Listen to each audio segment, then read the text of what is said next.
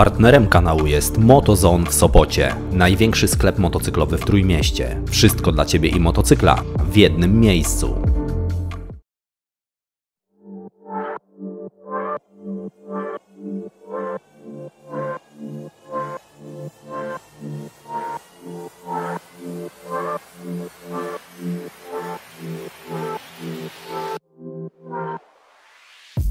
Każdy, kto próbował pobić jakiś rekord, stanąć na najwyższym stopniu podium lub stworzyć coś nowego, każda taka osoba wie, że potrzebne jest do tego wiele prób, wiele razy popełni się błędy, wiele razy coś się nie uda. Czasem są to małe potknięcia na drodze do sukcesu, czasem spektakularne upadki, po których tylko najlepsi się podnoszą i idą dalej. Thomas Edison, zanim wynalazł żarówkę, wykonał ponad 2000 nieudanych prób jej stworzenia.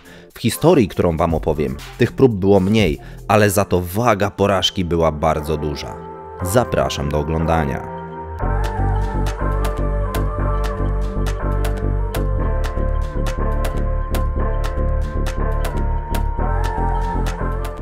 W latach 1992-1996 rynek motocykli sportowych zdominowany był przez Hondę, która wypuściła model Fireblade 900.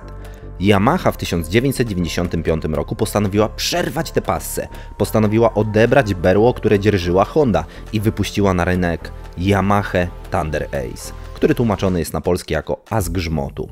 Jak można przeczytać, teoretycznie pod względem danych technicznych model ten wyglądał na bardzo silny motocykl.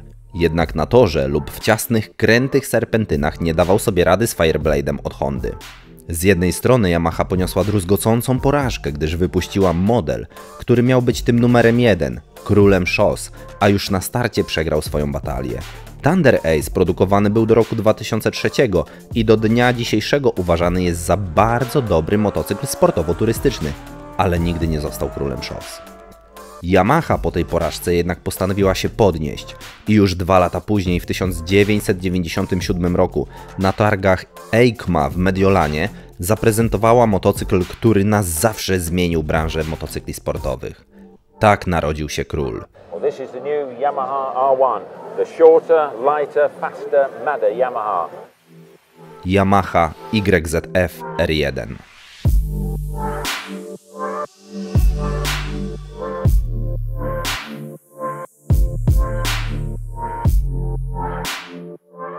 Zupełnie nowy, ważący zaledwie 65,3 kg silnik R4 był o 9,5 kg lżejszy od silnika zastosowanego w Thunder Ace. Ale nie tylko silnik był nowy. Cały Yamaha YZF R1 został skonstruowany w zasadzie od podstaw, zupełnie inaczej jak Thunder Ace, który był udoskonaloną wersją FZR 1000X Up.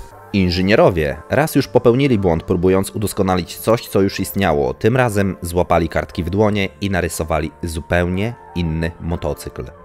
Yamaha YZF R1 pierwszej generacji o oznaczeniu RN01 została wyposażona w silnik o pojemności 998 cm3 i mocy, no właśnie, ogromnej mocy.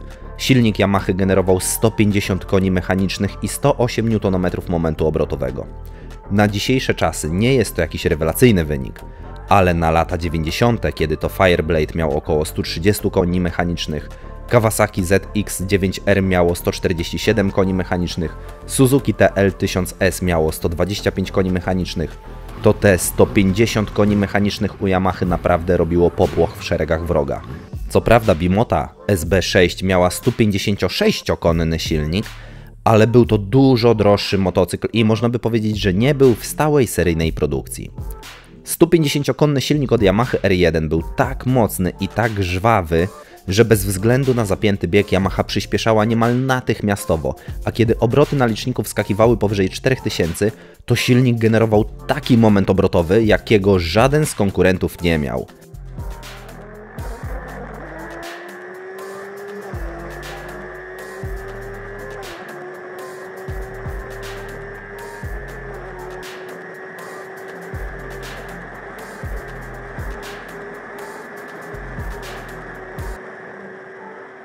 Zupełnie nowa konstrukcja motocykla, jak wszystkie nowe produkty, cierpiała również na wady wieku dziecięcego.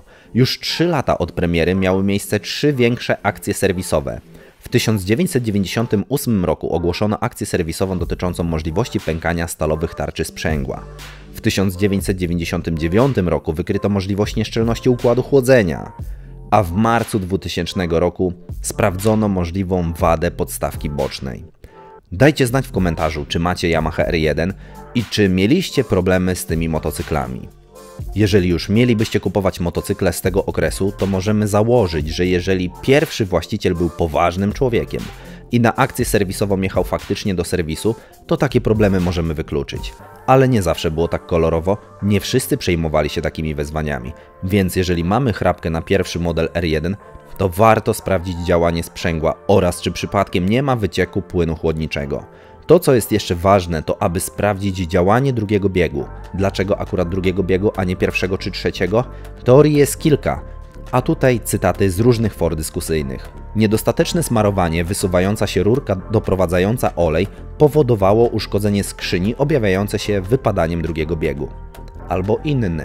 Większość motocykli z 1999 roku miała poprawioną wadę jeszcze przed dostaniem się w ręce klientów, bądź w ramach akcji serwisowej.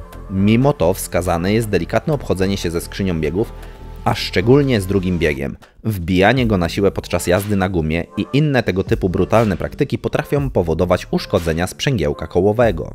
Jeżeli nawet nie ma fabrycznej wady w skrzyni, w silniku, to ja mam taką teorię, że trzeci bieg, jeżeli już był załączany, to był załączany z reguły wtedy, kiedy motocykl był już rozpędzony do jakiejś prędkości i tylko gwałtownie dalej przyspieszaliśmy lub w trakcie normalnej eksploatacji w mieście. Ze względu na ogromną moc i moment z pierwszego biegu nie dało się z reguły gwałtownie wystartować, gdyż w rękach mało doświadczonych kierowców kończyło się to na plecach.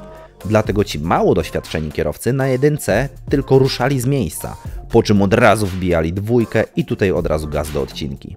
Takie zachowanie chroniło ich przed gwałtownym poderwaniem przedniego koła do góry, wywrotką na plecy, jednak powodowało duże obciążenie drugiego biegu, silnika, ogólnie całej jednostki napędowej, nierzadko już od najniższych obrotów. Plus to, co zacytowałem wyżej, czyli wbijanie biegu na siłę i brak delikatności przy obsłudze skrzyni. Dajcie znać w komentarzu, co faktycznie jest powodem tej wypadającej dwójki. Czy któryś z komentarzy jest prawidłowy, czy może ja też mam trochę racji? Dodam jeszcze tylko, że jeżeli naprawdę poważnie traktujecie zakup Yamaha R1, to naprawdę zastanówcie się i mierzcie siły na zamiary, czy przypadkiem R1 nie przerośnie waszych umiejętności. Jak to ładnie w jednym artykule przeczytałem, Yamaha YZF R1 stawia wysokie wymagania i trzeba potraktować to naprawdę poważnie. Ale wróćmy dalej do specyfikacji motocykla. Yamaha zalana wszystkimi płynami waży zaledwie 194 kg i nie jest to tylko zaleta nowego, lżejszego silnika, ale również ramy aluminiowej Delta Box drugiej generacji. Rama ta została, można by powiedzieć, dopasowana do tego motocykla, gdyż jest on bardzo krótki i jego rozstaw osi wynosi zaledwie 1395 mm. Pamiętam, jak na przełomie lat 90. 2000 pojechałem do salonu Yamahy w Iławie pooglądać sobie skutery, tak, skutery, i wziąłem ulotkę Yamahy, w której napisane było o tej ramie. Piękne wspomnienia, powiem wam. Ogumienie w tym motocyklu to oczywiście 120/70 ZR17 na przodzie oraz 190/50 ZR17 na tyle. A skrzynia, jak mogłoby być inaczej, 6-biegowa. Przyspieszenie do setki przebiło granicę 3 sekund i wynosiło 2,9 sekundy.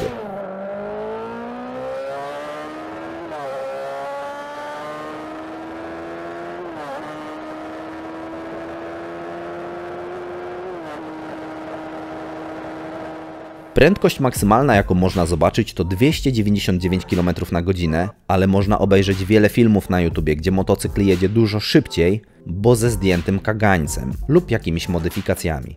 Zbiornik paliwa, w jaki wyposażony jest ten motocykl, to aż 18 litrów, a spalanie średnie to zaledwie 6,13 litra. Mówię zaledwie, gdyż biorąc pod uwagę tą moc, spodziewałbym się więcej, ale oczywiście 6,13 jest to średnie spalanie, bo maksymalne może oscylować nawet w granicach 8 do 10 litrów na 100 km, ale to trzeba też całkiem ostro traktować tę maszynę. Czytając komentarze w sieci można natknąć się na takie, że jest to motocykl wysoce niewygodny, jednak prawda jest chyba taka, że faktycznie pozycja na nim jest trochę inna niż na bliźniaczych jednostkach z tej klasy. Nie zmienia to jednak faktu, że większość komentarzy pisanych na temat Yamaha R1, kiedy ktoś ją kupi, kiedy ktoś się na niej przejedzie, To są komentarze pochlebne.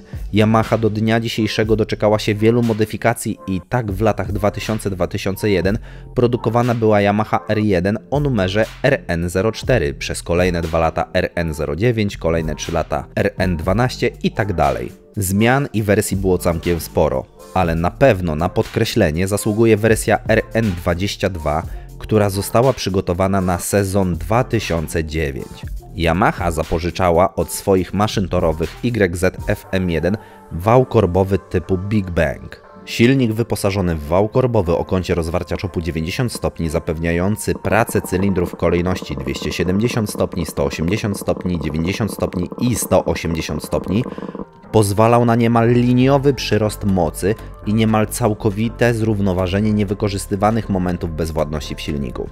Yamaha YZ-FR1 RN01 do tej pory cieszy się ponadczasowym wyglądem, a na ulicy przyciąga spojrzenia przechodniów. Nie jeden motocyklista urodzony między 80 a 85 rokiem z łezką w oku spogląda za tym motocyklem. I mimo niewygórowanych cen tych modeli, kupić dobry, niewyeksploatowany i uczciwy egzemplarz będzie nam niezwykle ciężko, gdyż modele z lat 1998-2000 mają już swój wiek, przejechane kilometry i skatowane silniki. Jedynym rozsądnym posunięciem w mojej opinii wydaje się zarejestrowanie na jakimś forum miłośników Yamaha R1 i tam poszukiwanie perełki, za którą też będzie trzeba słono zapłacić. To, co od siebie mogę dodać na temat tego motocykla, to to, że nadal jest to moje niespełnione marzenie. Wygląd, brzmienie, moc tego motocykla, coś pięknego.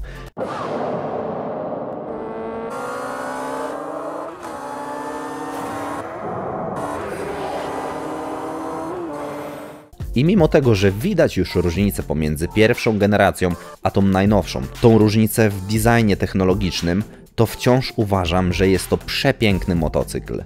Jak to powiedział jeden z inżynierów Yamahy, mało kto wykorzysta w pełni moc tego motocykla, ale ten, kto to zrobi, wzbije się na nowy poziom doznań.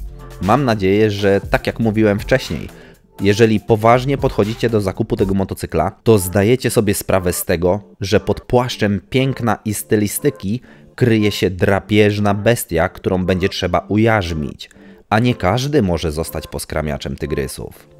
I to tyle w tym filmie. Dziękuję serdecznie za oglądanie. Jeżeli Wam się podobał, to subskrybujcie kanał, dajcie łapkę w górę pod filmem. Szerokości na drodze. Na razie, cześć!